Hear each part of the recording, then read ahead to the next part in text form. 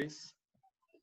Muito bem, então nós estamos começando a nossa escola bíblica discipuladora desse último domingo do mês de julho, encerrando aqui essa etapa do mês de julho, lembrando que, pelo decreto do governo do estado, as reuniões presenciais dentro do protocolo de relaxamento do isolamento social começam a partir de amanhã. Porém, nós ainda vamos continuar com a nossa escola bíblica discipuladora online, aqui usando o aplicativo Zoom e também transmitindo ao vivo pela 105.7 Esperança FM, e no aplicativo Radiosnet você encontra lá Esperança FM Teresina. A gente mandou o link também para facilitar. E nós estamos vendo os 20 eventos mais importantes da Bíblia, e quando a gente classifica como mais importantes, é no sentido de uma organização que facilite o nosso entendimento, que nós possamos olhar a Bíblia como um panorama geral, como alguém que olha de cima e tem uma compreensão geral. Então, peço que você compartilhe. Deixa eu compartilhar só com mais algumas pessoas aqui, que possam entrar aqui na nossa... Deixa eu ver se dá certo aqui.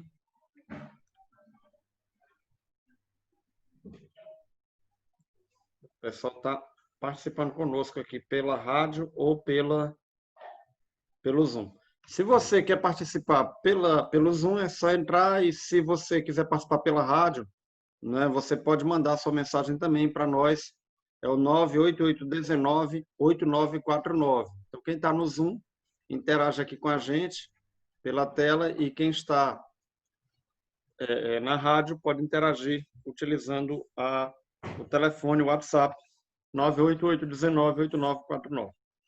Bem, vamos começar com a leitura da palavra e depois a oração. A carta aos Romanos é uma carta escrita pelo apóstolo Paulo, e que é um tratado sobre a questão da queda e também sobre a questão da graça, a maneira como Deus nos resgatou quando nós estávamos absolutamente separados dele. Tanto o livro de Atos, por uns, é chamado de o quinto evangelho, o evangelho segundo o Espírito Santo, quanto Romanos também é chamado de o quinto evangelho, o evangelho segundo Paulo. Então, eu estou aqui em vídeo, estou vendo o irmão Paulo Henrique, os demais estou vendo apenas aqui a referência. Quero pedir ao irmão Paulo Henrique que faça a leitura de Romanos 4, versículo 25. Então, bem-vindas a irmã Evani com o irmão Alain, a irmã Eurisélia, o irmão Orlando já está conosco, irmã Edilene.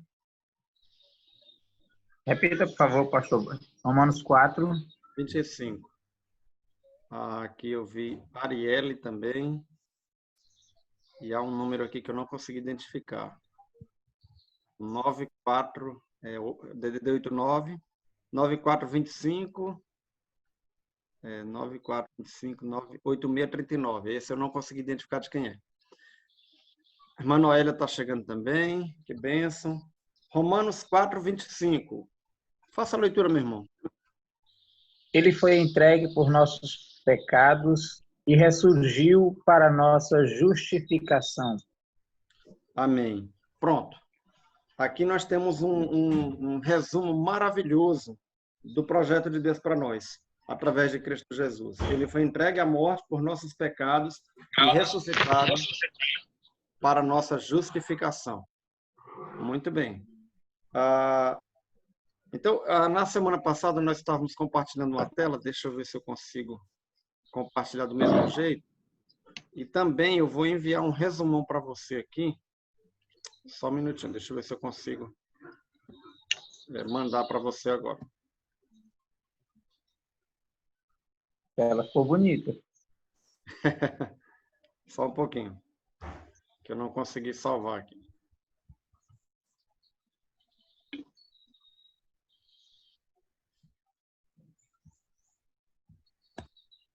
Só um minutinho.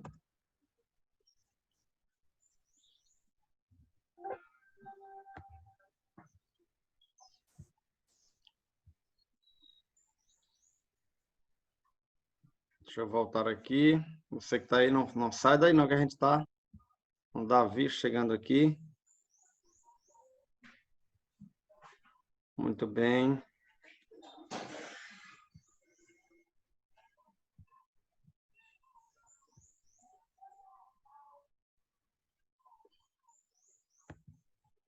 Estão vendo aí direitinho a tela? O PowerPoint? Sim. Ok. Ramartologia, doutrina do pecado. Obrigado. Rafael chegando também. A vantagem do home office é que você fica no conforto da sua casa. Então, passa a cadela para cá, passa o cachorrinho para lá, o gato sobe na mesa. É uma graça aqui, mas tudo bem. Continuando, então. A doutrina do pecado, a palavra pecado, hamartia, por isso hamartologia, o ensino do pecado. Vimos, então, a origem. Deus não pode pecar e não criou o pecado. Agora, ele nos deu a liberdade de viver em obediência a ele, em um relacionamento com ele. Então, o pecado não se originou em Deus. Em relação a Satanás, como vimos a analogia em Ezequiel 28:15, o pecado foi achado em Satanás. Não houve tentação externa, mas sim uma rebelião em seu íntimo. Interessante que nós ressaltamos, né, que os pecados, ou o pecado, é despertado a partir dos nossos sentidos. Agora, nós que nascemos pós queda de Adão e Eva, nós já nascemos com uma natureza inclinada ao pecado, já é inerente da nossa natureza humana essa inclinação ao pecado. Em relação aos anjos que seguiram a Satanás, eles se rebelaram contra Deus. Lembre-se, eu estou passando um pouco mais rápido, porque nós já trabalhamos isso na semana passada e quero chegar exatamente no ponto em que foi encerrada a lição do último domingo. Em relação ao homem, nós vemos biblicamente no relato de Gênesis 3, classificado por muitos como o capítulo mais trágico da Bíblia, aquele que relata a queda do homem, quando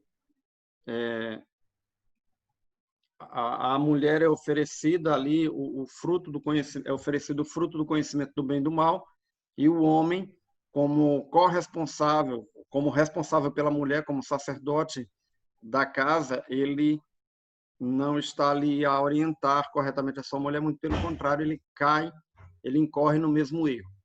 Então, aqui nós vimos alguns conceitos errôneos. E um bastante difundido é a ideia de que o pecado é uma ilusão. Inclusive, dentro da cultura brasileira, que é uma cultura voltada, vou citar aqui a festa do Carnaval, o Carnaval é um clássico exemplo de uma festa da carne, como o próprio nome diz, e onde o pecado é comemorado, é festejado, e ele se torna sinônimo de felicidade, ele se torna sinônimo de realização pessoal, o pecado se torna como uma maneira de extravasar, como se isso fosse algo muito necessário para o ser humano. Entra muito dentro do pensamento gnóstico, em que, uma vez, segundo eles, a natureza terrena, a natureza material ser totalmente má, então a maneira mais apropriada de condenar essa natureza humana é permitindo que ela peque o mais que ela puder. E assim estaria, na teoria deles, matando, sufocando a carne, caindo na chamada libertinagem. Mas como as cartas do apóstolo Paulo nos alertam, nós fomos chamados para a liberdade em Cristo e não para a libertinagem. E que liberdade é essa? A liberdade de não pecar, a liberdade de manter a santidade, vivendo em santificação. Outro conceito errôneo é o eterno princípio do dualismo, a luta entre o bem e o mal. O cinema, os desenhos animados, a literatura em geral, trabalha muito essa questão do dualismo, que muitos chamam por causa das teorias lá da Idade Média, né, da Idade Moderna, o maniqueísmo e etc. O bem e o mal. O mal é uma entidade externa a Deus, independente dele. Mas não é bem assim. classificar o pecado como egoísmo, vimos que o egoísmo não é o pecado, mas é um tipo de pecado. A violação da lei não é o pecado, mas é um tipo de pecado. Lembrando que a principal função da lei é, como um sinal de trânsito, é apontar para o erro, mas não corrigir o erro, não eliminar o erro, não eliminar o pecado. Então, a lei tem toda a sua importância, ela aponta para o erro, e como a própria palavra diz no Velho Testamento, faça isso e viverás. Cumpra toda a lei e você viverá. Mas como nos é descrito depois, qualquer que cumprir toda a lei, mas pecar num só ponto, é culpado dela toda. E por causa da nossa limitação em não conseguir, eu não sei se é o seu caso, eu acho que nunca aconteceu com você, mas você já deve, talvez, né, ter acordado um belo dia e pensado assim, hoje vai ser um dia maravilhoso, eu não vou ofender ninguém, eu não vou abrir a minha boca para falar bobagem, eu não vou tomar decisões erradas, eu vou, até o final da noite, na hora de eu dormir, eu vou passar ileso. Já fez essa promessa de manhãzinha cedo? E aí, na hora que abriu a porta, já se decepcionou e já caiu. Eu não sei se já aconteceu com você, mas é interessante. A lei é mais ou menos assim. Propósitos maravilhosos, abençoados, mas a nossa natureza humana, as nossas inclinações e as nossas fraquezas acabam nos levando a cair. Lembrando que Jesus disse, o espírito está pronto, mas a carne é fraca. Ele não está dizendo, olha, não tem nada não, já que a carne é fraca, deixa cair. Ao contrário, ele está dizendo, o espírito está pronto. Então, nos apeguemos no espírito e não no pecado. Aí nós chegamos aos conceitos corretos, também trabalhados no nosso encontro passado. E lembrando, eu estou fazendo aqui essa recapitulação, mas eu preciso ouvir você daqui a pouco. Então, conto com você. Pecado é qualquer coisa contrária ao caráter de Deus. Deus é santo, Deus é justo, Deus é soberano, Deus tem todos esses atributos e em cada oportunidade, quando você contraria o caráter de Deus de forma voluntária, você está em pecado. Quando eu falei que a palavra grega para pecado é hamartia, ela é entendida como errar o alvo.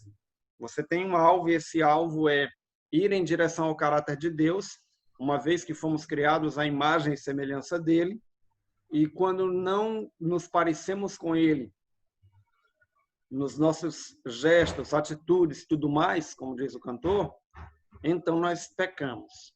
Outro conceito correto é o estado de degradação. Esse corpo mortal ele vai se afastando cada vez mais, se parecendo cada vez menos com Deus. Nós temos que orar em favor das forças de segurança do nosso estado, da nossa cidade, das forças de saúde, por situações que, honestamente, às vezes a gente vai dormir e fica pensando, por que, meu Deus? Vendo agora, essa semana, duas situações de dois policiais que foram, um deles, eu não sei como é que está agora, estava internado até ontem fazendo cirurgia, mas o outro, o irmão Lídio, um irmão em Cristo, policial militar, que foi assassinado nessa semana, e há gravações. E a gente, olhando as duas criaturas, andando, uma do lado, outra do outro lado da rua, procurando a vítima perfeita. Várias motos e carros passam e eles esperam uma vítima que lhes pareça apropriada. E eles já estão ali com aquela intenção. E quando finalmente passa aquilo que eles procuram, por acaso, usando esse termo, o irmão Lídio, podia ser qualquer um de nós, podia ser eu, eles o atacam, talvez tenha tido algum tipo de reação e aquele policial é, então, morto. Isso mostra a degradação humana. A que ponto nós chegamos? A que ponto nós chegamos? Eu estou aqui fazendo esse relato para destacar essa degradação. E aí eu usei um episódio bastante tenebroso, mas há outras situações aparentemente menos tenebrosas, mas que, de igual modo, demonstram a degradação humana. Pecado é a desobediência voluntária às leis reveladas por Deus e conforme a sua palavra.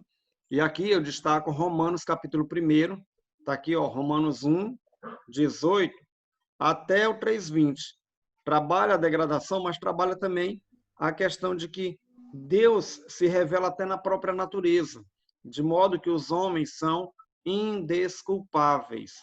Ninguém poderá chegar diante de Deus e se mostrar indesculpável. Agora sim, vamos sair do termo geral, porque até agora nós só falamos do pecado dos outros, e agora vamos para a ideia de pecado pessoal. Tá? Quando a gente fala todos pecaram, a gente pensa na humanidade toda, no Donald Trump, no Lula, no Bolsonaro, no Wellington Dias, no Firmino Filho, mas aí a gente tem que lembrar, nós também estamos no meio desse todos, tá bom? Deixa eu ver quem está comigo aqui. Você está aí, né? Vocês estão caladinhos porque eu estou falando demais. Irmão Rafael está ali, estou vendo o vídeo.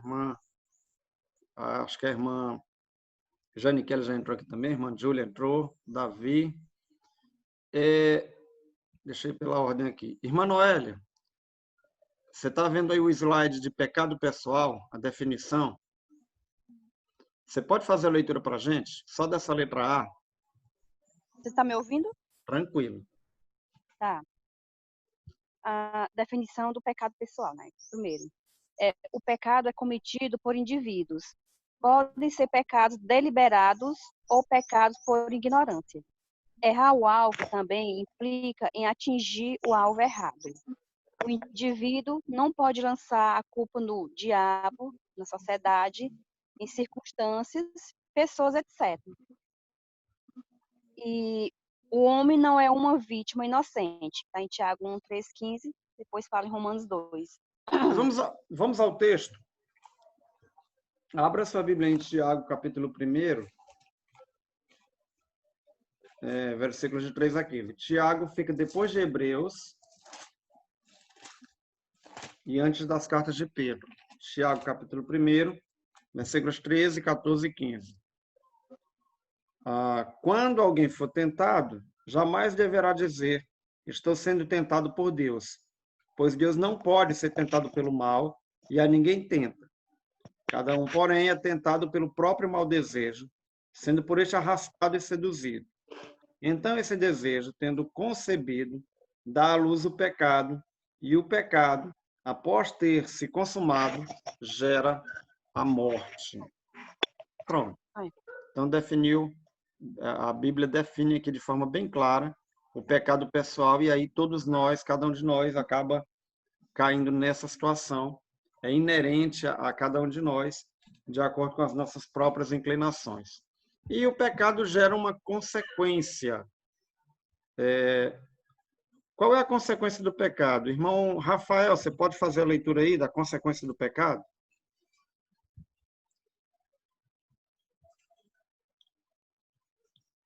A letra B, aqui nesse slide. Está me ouvindo, pastor? Sim, tranquilo.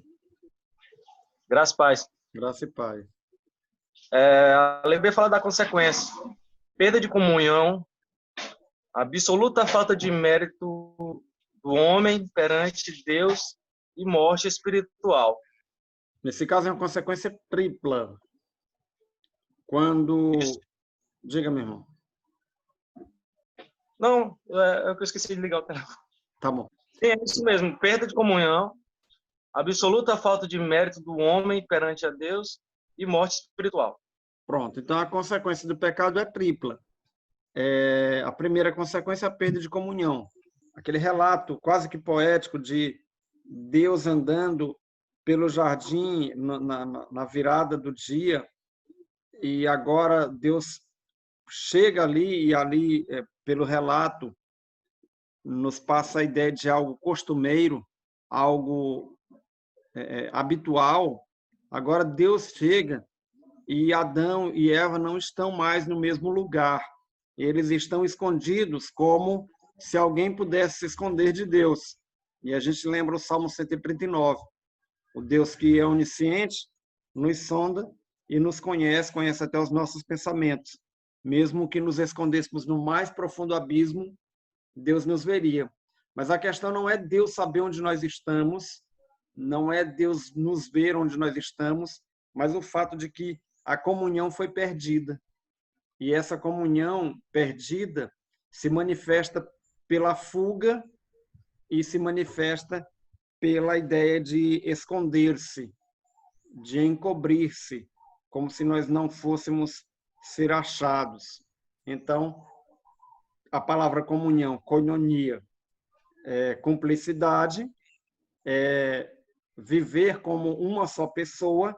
Então, perceba a perfeita relação entre Criador e criatura quando viviam em comunhão. Era uma identidade, uma cumplicidade, viver como um, e agora, como consequência do pecado, isso foi quebrado. Essa relação está mais do que trincada, ela está obstruída. Quando eu estou acompanhando as pessoas que tomam a sua decisão, e a gente está falando sobre confissão de pecados, é uma ilustração bem simples, é a ideia do ralo da pia. Então, você todo dia trabalha numa pia ali, na cozinha. Corta frango, corta tomate, corta pimentão, corta cebola, descasca isso, descasca aquilo, e aquelas cascas e aqueles dejetos vão caindo no ralo, e se você não limpar o ralo, a água continua passando, mas ela começa a passar com dificuldade, e daqui a pouco vai estar um fedor insuportável. E aí depois vai entupir de vez e vai alagar tudo. Quando nós confessamos o pecado, representa a ideia de ir limpando mesmo essas pequenas coisas. Uma sementezinha de tomate inofensiva, mas que, se acumulada, gera um problemão na nossa vida da mesma maneira.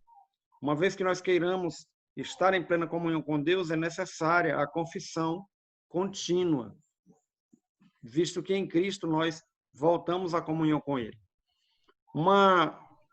Um segundo aspecto aí dessa consequência tripla é a absoluta falta de mérito do homem perante Deus, de tal forma que nós não podemos argumentar diante de Deus: Senhor, ao longo da minha vida eu orei ao Senhor, li a tua palavra 50 vezes, preguei nas ruas, expulsei demônios, ensinei, ganhei almas para ti. Isso é muito bom. Tudo isso é muito bom e é necessário. Mas isso não se torna em mérito de nós para com Deus. Agora, interessante que, pelo menos aqui eu vou dar uma opinião, a maioria dos crentes não pensa desse jeito, até porque conhece a palavra. Mas essa é uma argumentação bem própria das pessoas que ainda não conhecem a Deus, do que a gente chama de descrente. Batem no peito e dizem: eu também sou filho de Deus. Fulano morreu, mas foi um bom cidadão, foi uma pessoa de bem, que ajudou muita gente, então Deus vai recebê-lo num bom lugar. E aí a entrada no céu fica apenas sujeita à morte. Morreu, já está no céu. É muito comum, quando morre um político conhecido, os apresentadores de TV dizerem isso: foi um bom homem, que Deus o tenha em um bom lugar, com certeza vai ser recebido no céu, como se tivesse qualquer mérito diante de Deus. E esse é um pensamento bem próprio de quem está no pecado, de quem está sem Cristo, de quem ainda não tem noção de que é um miserável, pobre e nu. Alguém ia falar? Opa, fiz uma pausa aqui esperando alguém retornar. E o terceiro aspecto dessa tripla consequência é exatamente a morte espiritual. É passar o resto da eternidade, se é que a eternidade tem resto, morto espiritualmente, afastado de Deus. Consciente, morte aqui não quer dizer inconsciência. Morte, claramente, é algo consciente e está espiritualmente separado de Deus. Pronto, a partir daqui eu já gostaria de ouvir vocês. Tratando aqui desses dois aspectos do pecado pessoal, o próximo slide vai ser a solução para o pecado. Mas antes, alguém quer trabalhar isso aqui mais um pouquinho? Está com vocês.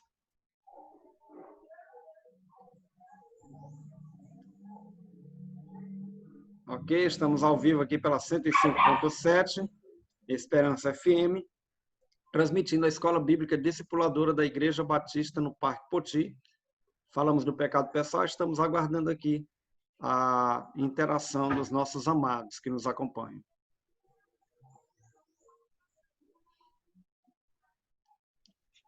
Pastor, Oi, meu irmão. O pecado e em relação à comunhão com Deus, né? Como é automático, né? Sim. Isso acontece muito quando a gente se pega assim, nos nossos pecados ali, os ditos de estimação, né? E quando você se entrega para esse tipo de prática, para esses pecados, você sente até vergonha de chegar a Deus em oração, sabe? Quebra totalmente a comunhão, né? E pelo menos na nossa mente, na minha mente isso acontece muito. Isso, aí a gente começa a enrolar, não vou orar agora, não vou ler a Bíblia agora, Isso né? Mais acontece tarde demais. eu leio. Só que eu aprendi uma coisa. É o jogo sujo do inimigo de Deus. Ele quer nos afastar de Deus. Então, se você errou, quem é que pode lhe perdoar? Jesus Cristo. Então, você vai ter que correr pro braço dele. É com vergonha mesmo, não é não? Exatamente. Com vergonha, é morto, mas leva ao arrependimento. Né? É como aquela história bem conhecida a mãe deixa um pote de vidro cheio de biscoito em cima da mesa e diz à filha: olha, tá bem aqui, não mexa. Quando eu voltar, aí a gente vai comer desse biscoito, mas não mexa. A mãe sai por um pouco de tempo e a filha, ansiosa para comer do biscoito, não alcança e começa a puxar a toalha e derruba o pote de vidro, o pote quebra e, desesperada, ela vai tentar esconder o vidro quebrado. E acaba se cortando com o vidro e daqui a pouco, quando a mãe chega, ela não apenas está lá chorando, mas também... Opa, eu acho que a gente teve alguma dificuldadezinha aqui. Deixa eu voltar aqui. Vocês estão comigo ainda? Estão me acompanhando? Sim, eu tô. Ok. Mas toda ensanguentada, cortada com o vidro daquele pote. Ou seja, o que ela tentou esconder, o que ela tentou, de alguma maneira, na desobediência dela, tentando satisfazer a sua própria necessidade, acabou gerando um problema maior. Então, fugir e se esconder não é a melhor solução. Ok. Verdade. Vamos aqui para a solução do pecado, que é o que mais nos interessa. Que nós somos pecadores, já estamos bem entendidos. O aplicativo está me avisando que eu tenho 9 minutos para encerrar isso aqui, por causa do tempo. Vamos lá. Solução. Primeira solução, perdão. E qual é a ação do perdão? Ele retira a culpa produzida pelo pecado. Dentro dessa solução, junto com o perdão, está a justificação. É aquela declaração da atribuição da justiça de Cristo ao pecador que crê e é perdoado. A irmã Zera chegando também. Então, vamos lá. Essa solução, ela está aí tudo num pacote só. Qual é a ação do perdão? Retirar a culpa produzida pelo pecado. Uma vez que Deus me perdoa, ele retira a minha culpa. Como ele tirou minha culpa? Através do sangue de Cristo na cruz. Justificação é o ato de declarar: você era culpado e não é mais, porque alguém cumpriu toda a justiça por você. E o terceiro é redenção. E qual é a ação da redenção? É conceder uma nova natureza. A gente trabalhou isso também. É ser regenerado. É nos dar uma nova capacidade de servir a Cristo. É dar uma segunda, uma terceira, uma quarta, uma quinta chance. E na redenção é de uma vez só. Somos em Cristo redimidos. E o poder do Espírito Santo é que nos vai dar vitória sobre a natureza pecaminosa. Agora, um outro aspecto, transmissão da natureza pecaminosa. Como diz o Salmo 51, verso 5, essa transmissão é dos pais para os filhos. Todos os que nascem, já nascem inclinados para o pecado. Mesmo o Levi, que completou aniversário ontem, o Samuel, que está aniversariando hoje, são pequenininhos, mas já tem a natureza pecaminosa herdada dos pais, que por sua vez herdaram dos seus pais, e assim até chegar a Adão. Pecado imputado. Significado. O pecado imputado é o resultado da participação de cada homem no pecado original de Adão. Então, isso é bem interessante. O texto-chave é Romanos 5:12. Vamos a esse texto. Romanos capítulo 5, versículo 12. Vê se você consegue abrir aí. Romanos capítulo 5, versículo 12, vai trabalhar essa questão de que o pecado nos é imputado. E a palavra diz exatamente o seguinte: portanto, da mesma forma como o pecado entrou no mundo por um homem, e pelo pecado a morte, assim também a morte veio a todos os homens, porque todos pecaram. E aí, isso já nos ajuda a entender a transmissão do pecado imputado. É transmitido diretamente de Adão a cada membro da raça humana. E a consequência, como já vimos, é a morte física e espiritual, sendo a solução, 2 Coríntios 5, 21. A justiça imputada de Cristo. Em Adão, o pecado nos foi imputado. Em Cristo, o perdão dos pecados e a justiça também nos é imputada. 2 Coríntios, capítulo 5, e o versículo 1. E o versículo 21, que diz assim: Deus tornou o pecado por nós aquele que não tinha pecado, para que nele nos tornássemos justiça de Deus. Pronto, esse é um dos textos mais felizes para a nossa compreensão. Eu já tinha compreendido que em Adão eu herdei a natureza pecaminosa, e é esse 2 Coríntios 5, 21 que me ajuda a compreender que em Cristo eu fui justificado por Deus. Então, você que está acompanhando aí pela rádio, como a irmã Socorro, o irmão Paulo Martins e o Levi, né, estão certamente nos acompanhando nessa linha de raciocínio. Pronto. E agora, vamos partindo aí, temos 5 minutos ainda, o pecado na vida do crente. Vamos lá. 1 João capítulo 1, versículos de 8 a 10, se dissermos que não temos pecado, mentimos e a verdade não está em nós. Se confessarmos os nossos pecados, ele é fiel e justo para nos perdoar os pecados e nos purificar de toda injustiça. Então, o fato do pecado na vida do crente. Primeiro, temos que admitir que existe pecado na nossa vida. Segundo, temos que confessar os nossos pecados. Terceiro, temos que confiar de que Cristo é o nosso advogado e nos justifica. O padrão para o crente, então, é andar na luz. 1 João 1,7. Se andarmos na luz como ele na luz está, temos comunhão uns com os outros e o sangue de Jesus, seu Filho, nos purifica de todo o pecado. Esse é o padrão de Deus para o crente. 1 João 1,7. E o crente não vive na prática do pecado. O pecado agora é como um intruso. O pecado é como um acidente de percurso que causa dores, mas ele não faz parte mais de algo que seja próprio da nossa natureza, porque a natureza pecaminosa já morreu e agora a nossa inclinação deve ser não mais para as coisas da carne, mas para as coisas de Deus. E o que você mais quer? A prevenção do pecado na vida do crente. Como se prevenir do pecado? Nesses 3 minutos, vamos lá. Primeiro, através da palavra de Deus. Salmo 119, 11. Escondi a tua palavra no meu coração para não pecar contra ti. Como me prevenir do pecado? Segundo, a intercessão de Cristo. João 17, 15, ali na oração sacerdotal, Jesus ora em favor de todas as suas ovelhas. Então, João 17, 15, não rogo que os tires do mundo, mas que os protejas do maligno. E outro fator que nos previne do pecado é o Espírito Santo que habita em nós. João capítulo 7, de 37 a 39. Lembrando que essa aula vai ficar disponível no YouTube, no nosso canal, que leva o nosso nome, Eurivelto Brito Lima. Você pode rever toda essa aula, ok? A consequência do pecado não confessado.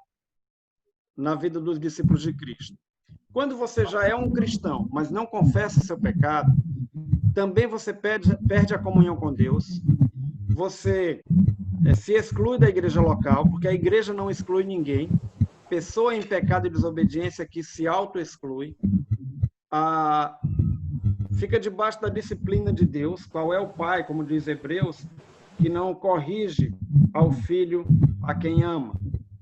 E muitas vezes, não é a questão da morte física, como no episódio tratado em 1 Coríntios 11, de pessoas que participaram da ceia do Senhor, mas só para mostrar para os outros, porque estavam em pecado, não haviam confessado nem abandonado o pecado e acabaram morrendo. E eu coloquei no passado, mas isso pode acontecer no presente também. Pessoas que professam a Cristo, mas não abandonam o pecado e às vezes acabam na morte física. Só que a gente não vai poder sempre atribuir toda doença, pobreza e provação como consequência do pecado. Essas coisas acontecem, como João 9 diz, né? Muitas coisas acontecem para a glória de Deus. É a pergunta dos apóstolos: Senhor, esse homem está desse jeito por causa do pecado dele ou dos seus pais? E aí Jesus fala: isso é para a glória de Deus, para que todo homem seja mentiroso e Deus verdadeiro, para que o homem glorifique a Deus na verdade. Também faz parte da solução para o pecado o arrependimento, que implica em dar meia volta e não continuar naquele caminho errado. A confissão, que é confiar a situação que se está vivendo aos pés de Cristo, admitir o erro, enquanto que o arrependimento é dar meia volta, a confissão é admitir, é humilhar-se admitindo o pecado. Crer no sacrifício de Cristo na cruz, o sacrifício completo, conforme Hebreus 10, nos resta 1 minuto aí. E a dependência de Deus, a santificação no Espírito Santo. Ok?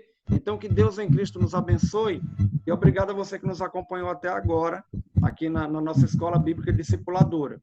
Essa nossa aula vai ficar disponível no YouTube daqui a pouco, Eurivelto Brito Lima. E eu vou mandar para você que está nos acompanhando via WhatsApp